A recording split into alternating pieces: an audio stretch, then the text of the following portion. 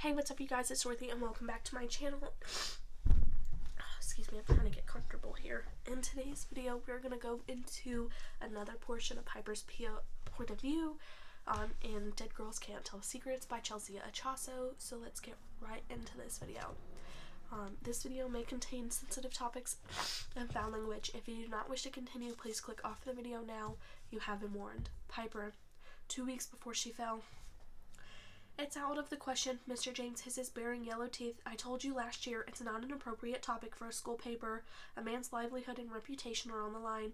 That's why I want to do this, I argue. The stinging scent of chemicals wafts into the room from the classroom being cleaned next door, and I blink to keep from tearing up.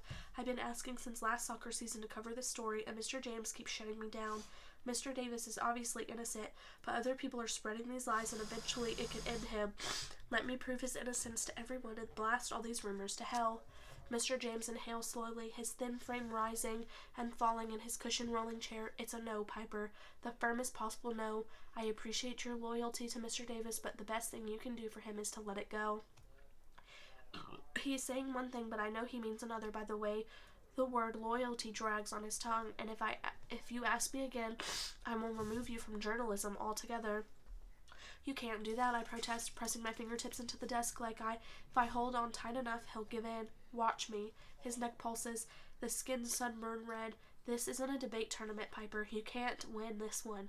Now, if you would please see yourself out, I have grading to do, and I'd rather not be here all night. He flicks 2 fingers toward the door, and then lowers his head, gaze fastened on the pile of papers in front of him. I resist the urge to knock over the one of the miniature potted plants adorning his desk. The things I used to find invigorating about this room now feel suffocating. Fine, I spit, grabbing my notebook and spinning around, but if he goes down for this, you're just as guilty as everyone spreading the rumors.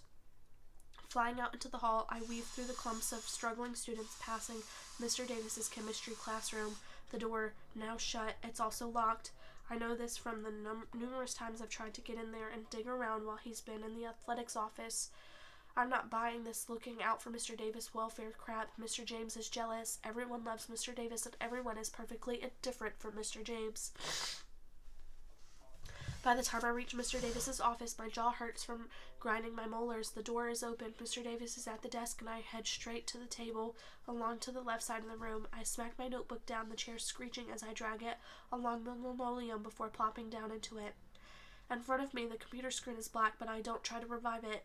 Instead, I stare at the wood veneer of the desk until my eyes fall shut in an attempt to block out thoughts of Mr. James. Everything okay? I startle, turning to see Mr. Davis peering over at me from the desk, but brow slanted.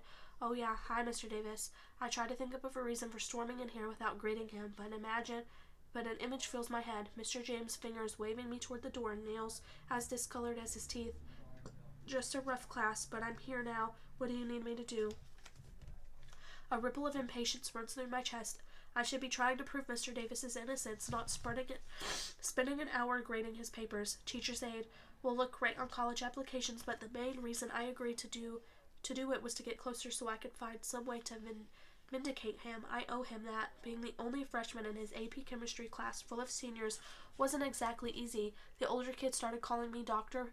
Piper and asking if I was lost. Mr. Davis turned everything around though. Instead of making a huge show of my age, he treated me just like everyone else, and pretty soon I felt like everyone else.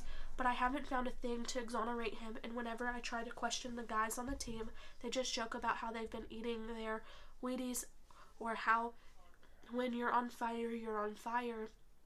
I had hoped any speculation regarding boys soccer would fade away after time, like the scent of dryer sheets on your clothes, but this morning I overheard the athletics director asking Principal Winters if they could look for a new coach before soccer season starts. The administration had practically pinned a scarlet C for cheater on Mr. Davis's shirt without giving him a chance to prove he wasn't involved in any illegal activities. They're willing to sacrifice him to save their own skins, like cowards. The only person who cares about the truth is me, and Plan A is failing me. There's nothing in this athletics office that will clear Mr. Davis's name. I had pictured working in his classroom at least some of the time, but so far he brought all of my TA assignments down here. If you could make copies of these pages, that'd be great. he says, pointing to a small stack at the edge of the desk. No problem. I stand and pick up the papers, forcing a smile. After finishing the copies in the teacher's lounge, I mender back, taking my time. When I approach the office again, whispers trickle out into the hall. I halt, taking 2 steps back. I should turn around and give my teacher some privacy, but something pulls me forward like a magnet. I press my back against the wall beside the doorframe and listen. You just need to keep quiet. Mr. Davis's voice is low and sharper than I have ever heard it. Numbness spreads down my spine. My job is at stake here. You'll get into whatever college you want and live your charmed life, but you have to stop running your mouth. I didn't. I'm going to have to redo everything. Mr. Davis cuts in. Because of you idiots. You knew this would be the new protocol after last season, and now my ass is on the line. Coach, it was only a couple of guys. Can't you just get out, he says. Before I can decide what to do, I hear footsteps coming toward me. I speed walk away as fast as my stiff legs will carry me, my heart thumping over the steps fading down the hall in the opposite direction. My breathing is so ragged I can barely see straight. I peek over my shoulder and catch a glimpse of a goalkeeper, Jamie Sanderson's enormous frame. Shame heats my cheeks. I'm known around here as the smart kid, the only sophomore to have won the Preston Award, the girl who can't be accommodated by her own school, so she has to travel to Foothill for science classes. But I'm a complete moron when it comes to some things, like who to trust. I take a deep breath, letting the oxygen fill my lungs until clarity floods my mind. It's time to take this investigation up a level. Since Plan A was an utter failure, it's time for Plan B, something that'll get me closer to dear Mr. Davis, something that'll get me access to his classroom, the one I haven't been inside since freshman year. I return to the athletics office, fresh photocopies in hand. Here you go, I say to Mr. Davis, making my voice light as I set them down on the desk. Still clearly frazzled by his conversation with Jamie, he mumbles his thanks. Hey, Mr. Davis? He looks up, irritation and his pursed lips. I was thinking of joining Survival Club. That is the end of Piper's point of view, and I will see you guys in the next video. Bye.